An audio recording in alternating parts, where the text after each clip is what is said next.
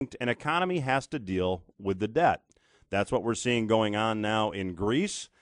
We had the Greek finance ministers we talked about last week offer a bond swap deal for investors that own Greek bonds. And he went to them with two options. He said, option number one is you can give me the bonds that you hold currently, and I'll give you these new bonds, which would have you automatically forgiving 75% of what you owe us. Some deal, huh? And what happens if you don't take that deal?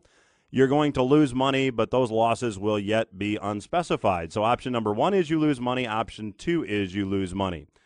These are symptoms of an economic winter cycle, and that's what Gerald was talking about in the last segment.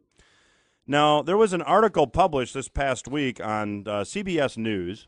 The date of the article was March 11, and the title of the article was, As Cities Go Broke, Pensions Are Slashed. It was written by a gentleman by the name of Tony Guida. Well, I'm going to give you a bit from the article because it talked about a city, really the smallest city in the nation's smallest state. It talked about Central Falls, Rhode Island, and the fact that this city is bankrupt. The main reason for the bankruptcy is that it can't afford the pensions that it has promised to pay its retired workers. For years, this from the CBS News article, city officials promised robust union contracts and pensions without raising revenue to pay for them. Last August, the math caught up with them. Central Falls was broke. Its pension fund was short $46 million. It declared bankruptcy. Mike Jeffrey, a retired firefighter who worked and still lives in Central Falls, Rhode Island, was quoted in the article as saying, "My daughters grew up here and went to school here, but it's all gone." Mr. Jeffrey said he could not make payments on his house after his pension was cut by $1,100 a month. Not cut to $1,100 a month, but cut by $1,100 a month.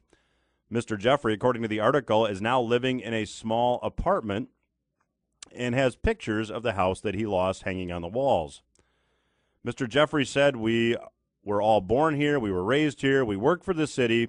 It's very disheartening the way they're treating us." Well, former Judge Robert Flanders now runs Central Falls as its receiver, and he took the city into Chapter 9 bankruptcy. Now, there were many municipalities around the country last year and into this year that have filed Chapter 9 bankruptcy. The capital of Pennsylvania, Harrisburg, is one. Jefferson County, Alabama, is another. And now Central Falls. And one of the big culprits, of course, is the cost of paying pension benefits, given that investment returns haven't been what actuaries maybe projected, and given that some of the assumptions that these actuaries have made were a bit too rosy. Now, Mr. Flanders, who is the receiver of Central Falls, said in the article, in Chapter 9, you can do things that are impossible outside of it. You can blow up contracts on day one, and you can restructure pension obligations so the savings begin immediately. Mr. Flanders slashed the pensions of 114 retired firefighters and police officers, some by more than half. Central Falls is a tiny town, the article says, but the message coming from here is huge. Pensions are not sacred, and it's a message being heard in bankrupt towns across the country. To put pensions on the table and go after them as part of a restructuring effort is going to be a very important precedent as other cities and towns figure out how to restructure. Last week, I told you about a number of New York local governments that weren't making full contributions to their pension plans because they don't have the money to do that. Instead of making a contribution to the pension fund, the state is allowing these governments to contribute an IOU to the fund, promising to make the contribution later, plus interest on the contribution they didn't make. There have been a number of studies out there that talked about the fact that state and municipal pension plans are underfunded by $4 trillion. That's significant. I believe that that will be one of the next headlines that we see, and it is typical of the economic winter season in which we now find ourselves. So we look for more of these headlines. Gerald Celente, certainly in the last segment, has confirmed, based on some of his trend research work, that we're certainly in a winter season. We talk about the economic winter season and what you might do to protect yourself and your nest egg and your money at our discovery groups. If you've not yet attended one, Quick reminder, we'll be out in Spring Lake on April the 10th. We'll be at Watermark Country Club in Grand Rapids on April the 12th. You can go to Personal Legacy Seminars to get more information. We will be back with Mr. Celente when Everything Financial Radio returns.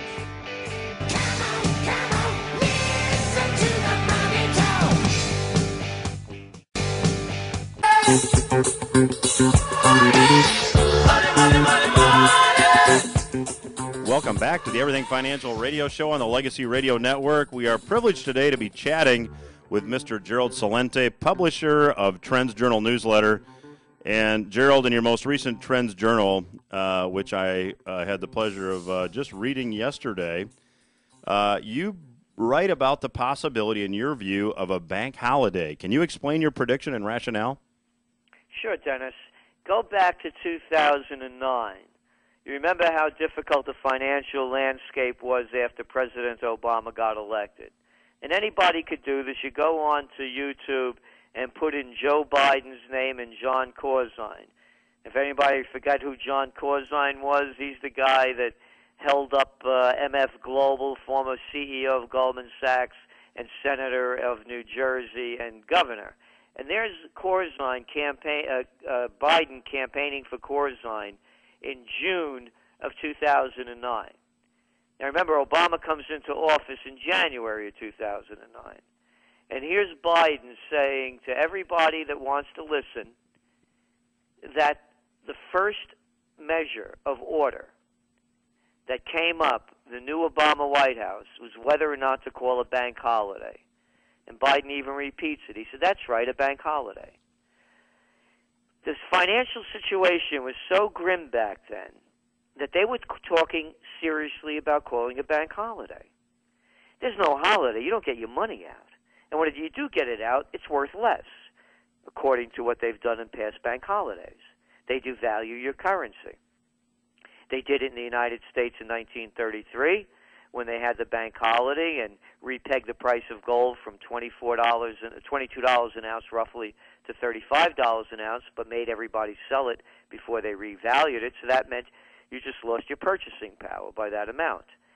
So now what we're looking at are conditions that are really much more severe, even though it seems like a sunny January day right now. Even though, it seems like it should be colder outside, or I should say March, but, it's very warm. And it seems like green shoots are popping up again. But it's not real. Again, it's only happened because of the economic fertilizer, those 0% interest rates. We believe there's going to be an economic crisis that's going to strike that they're not going to be able to cover up any longer. It may emanate from Europe, and that's our number one pick, by the way. And it's going to have such a shockwave around the world that they may call a bank holiday to prevent people from taking their money out. And by the way, all of that trillions of dollars that the ECB, the European Central Bank, has dumped into the marketplace since the end of December of 2011, the primary reason for that was they were run on banks. Throughout Italy and Spain and Greece, people getting their money out. They were scared stiff. And the banks didn't have the money to pay them. Oh, and by the way, recently I tried to make a sizable withdrawal from HSBC. And I called them up the day before and told them I was coming. Oh, what a time I had trying to get my money out. They say after I gave the woman the check who I'd spoken to the day before, it's not like I'm a stranger in this bank. She said to me, the bank manager wants to talk to you. I sat down and the manager said to me, Mr. Celente, this is a sizable withdrawal. What do you plan on doing with this money? And I said, none of your business. And she said, that's no way to begin a conversation. I said, how about none of your damn business? And this went on for 40 minutes, and I'm going to bypass the details here. The reason they don't want to give me my money is because they don't have the money. Nobody has the money. MF Global didn't have the money. The Chicago Mercantile Exchange didn't have the money. The money's not there. It's one big Ponzi scheme, in my humble view, and that's why they're dumping money into the system in Europe and why the Federal Reserve is keeping interest rates continually low until approximately 2015. to keep covering up the losses and to keep the suckers playing the game. You know, Gerald, the fascinating viewpoint. I want to share a little bit. There are a couple other trends that you predicted that I'd like to get to. In your most recent newsletter, these words were published. You said, the ruins of our once great manufacturing centers stare at us with vacant factories, offices, warehouses, schools, churches, and hotels. The population of Detroit, Michigan declined by 25% in the first decade.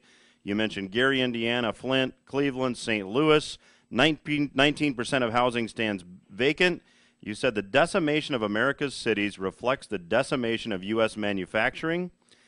In the first decade of the 21st century, while the U.S. population grew by 10%, the U.S. lost 5.5 million manufacturing jobs. That is downright depressing. And what is the cause of growing population along with declining manufacturing jobs? And is there a policy response that'll turn this around? Do you see any hope? How about hope and change you could believe in? And if you elect me. We have to go to a commercial break. Why did it happen? Is because we were sold out by the political gang, the Republican and Democratic political gang.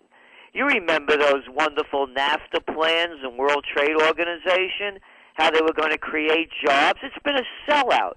And I have to tell you, as we're moving into this election, as we're in this election year, and I see who the candidates are that are going to be, we're going to have a choice to vote for, where's it going to be, Romney or Obama?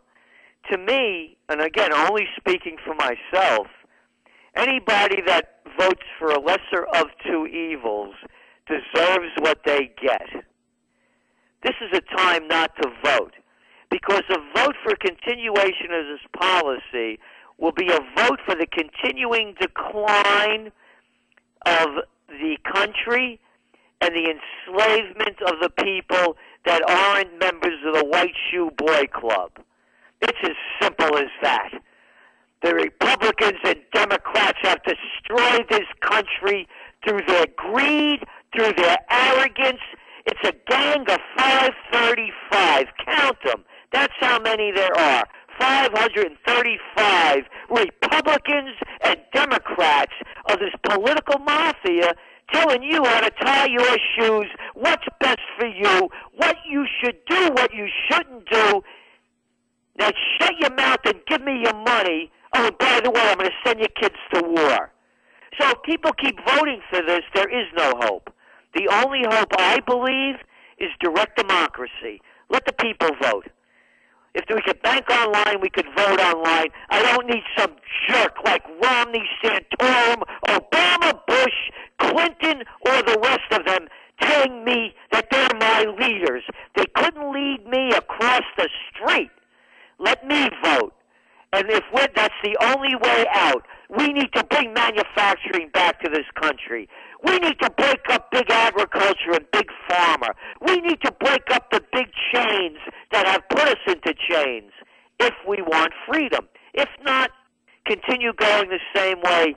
On election day, pull the ballot that is actually pulling the lever of your enslavement for the rest of your life. Gerald, you mentioned big agriculture, and interestingly, to change gears for a minute, back in 1988, you predicted the natural organic food movement would develop into a large industry, and certainly it has. Just a quick question. Will that trend continue to gain momentum? And in this ever-changing environment, what are the areas of opportunity, if any, for new business? Oh, the whole individuality movement. Not individuality for the sake of self-aggrandizement, but to find the greatness within yourself. This whole prepper movement, it's real. I have a fellow over here right across the street from us over here, the Hudson Valley Traders. Wonderful coffee shop. We're in the Hudson Valley, beautiful country around here. He's raising prime cattle now, both for himself and to sell to the local butchers around the area. The whole buy local movement is enormous. Anything having, again, look at the numbers. Where are we creating jobs? Well, in the healthcare sector, I wonder why. Couldn't be because we have an aging population and we're really in bad shape. I mean, if you want to talk about American exceptionalism, wow, have we hit the charts of exception.